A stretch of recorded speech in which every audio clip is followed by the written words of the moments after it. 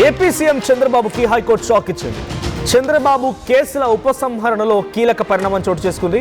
అయితే కేసుల విత్డ్రాకు సంబంధించి పూర్తి డీటెయిల్స్ ఇవ్వాలని ప్రభుత్వాన్ని అటు ఏపీ హైకోర్టు ఆదేశించింది. చంద్రబాబుపై నమోదైన కేసులను ఉపసంహరించుకుంటూ ఏసీబీ న్యాయస్థానంలో ఫైనల్ రిపోర్టు దాఖలు చేసినటువంటి సిచ్యువేషన్ తెలిసిందే. అయితే ఏపీ సిఐడి ఫైల్ చేసిన ఫైనల్ రిపోర్ట్ అంగీకరిస్తూ కేసులను క్లోజ్ చేసింది ఏసీబీ న్యాయమూర్తి.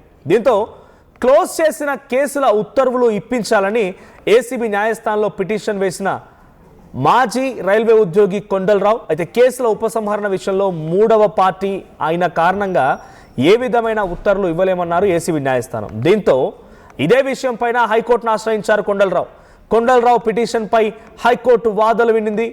కేసులో ఎందుకు మూసివేశారని చెప్పాలని వివరాలని సమర్పించాలని హైకోర్టు ఆదేశించింది. ప్రభుత్వ న్యాయవాది ఆదేశించినటువంటి న్యాయమూర్తి దీంతో వివరాలు ఇచ్చేందుకు సమయం కోరారు ప్రభుత్వ న్యాయవాది.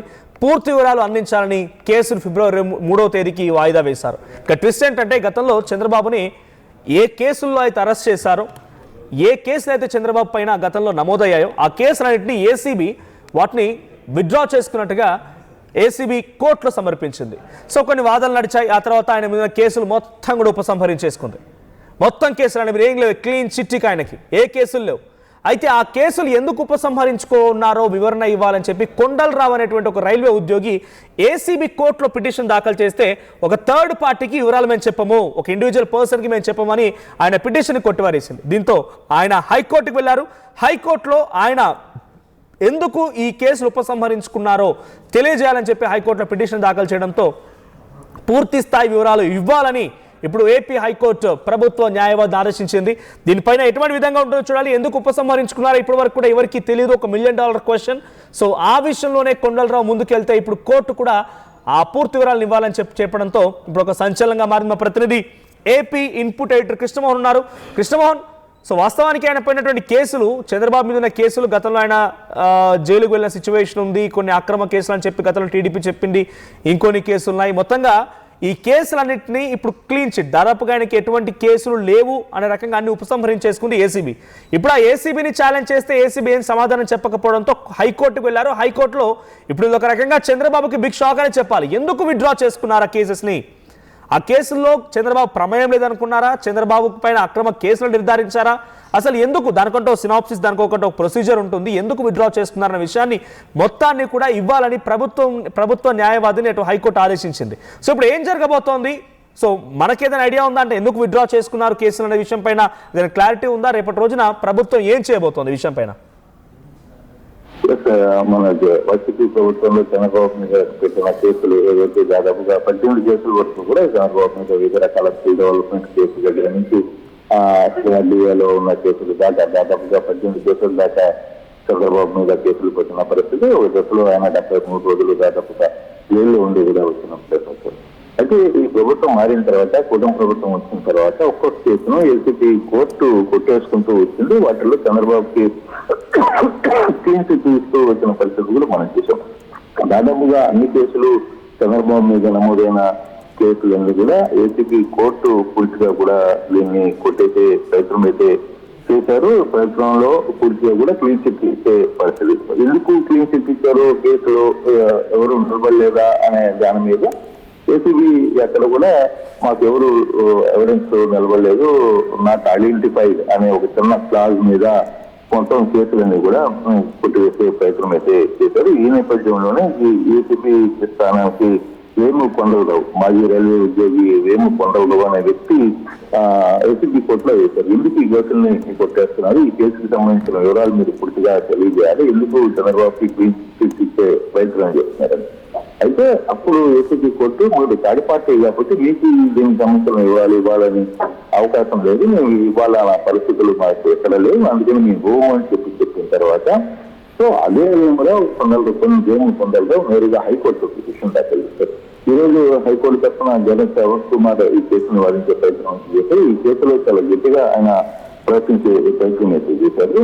ఏదంటే ప్రజాప్రతినిధులు విచారించడానికి ప్రత్యేక న్యాయస్థానం ఉన్నప్పటికీ ఏసీబీ న్యాయస్థానం హడావుడిగా ఈ కేసును ఎందుకు మూసేసింది అనేది ఫస్ట్ పిటిషనర్ అడుగుతున్న ప్రశ్న. భారతదేశ అత్యున్నత న్యాయస్థానం ఇచ్చిన తీర్పును అనుగుణంగా ప్రజాప్రతినిధులు కృష్ణమోహన్ అంటే అంత ఈజీగా జనరల్ గా అయితే ఒక కేసుని కొట్టిపారేరు. అది ఎవరైనా, అది ముఖ్యమంత్రిగా ఉన్నా, మాజీ ముఖ్యమంత్రి అయినా, ఎవరైనా ఇండివిజువల్ పర్సన్ అయినా దానికి వాదనలు జరుగుతూ ఉంటాయి. సో ఏసీబీ కోర్టు ఆ రోజు ఆయనకి క్లీన్ చిట్ ఆ కేసెస్ని విత్డ్రా చేయడానికి పర్మిషన్ ఇచ్చిందంటే ఎటువంటి వాదనలు జరిగి ఉంటాయి? అంటే వాదనలు ఏం లేదు. ఇప్పుడు బేసిక్ గా అక్కడ ఉన్న ఏసీబీ చీఫే క్లియర్ గా ఈ కేసులకు సంబంధించిన వ్యవహారంలో మాకు ఎక్కడా కూడా ఆ మనుషులకు సంబంధించి, అదే నేను నాకు మీకు చెప్తున్నాను, నాట్ ఐడెంటిఫై అనే ఒక పదాన్ని అడ్డం పెట్టుకొని ఈ కేసుని పూర్తిగా కూడా కొట్టివేశారు అనేది చాలా క్లియర్ గా మనకి ఆ రోజు జరుగుతున్న సమాచారం. ఆ రోజు అవతల ఎవరు కూడా ఈ కేసుకు సంబంధించి వాదించడానికి ముందుకు రాలా. ఓన్లీ ఏసీబీ కోర్టు పిటిషన్ వేసింది, ఆ ఏసీబీ చీఫ్ పిటిషన్ వేశారు, ఆయన క్లీన్ చిట్ ఇచ్చారు. ఏసీబీ కోర్టు దాన్ని చేసినట్టుంది, ఓకే మీ దగ్గర ఎవిడెన్స్ లేదు కాబట్టి చంద్రబాబు క్లీన్ చిట్ ఇచ్చేసింది. దాదాపుగా ఈ నెలలోనే, అంటే గత నెలలోనే డిసెంబర్లోనే దాదాపు 8 కేసులకు క్లీన్ చిట్ ఇచ్చిన పరిస్థితి.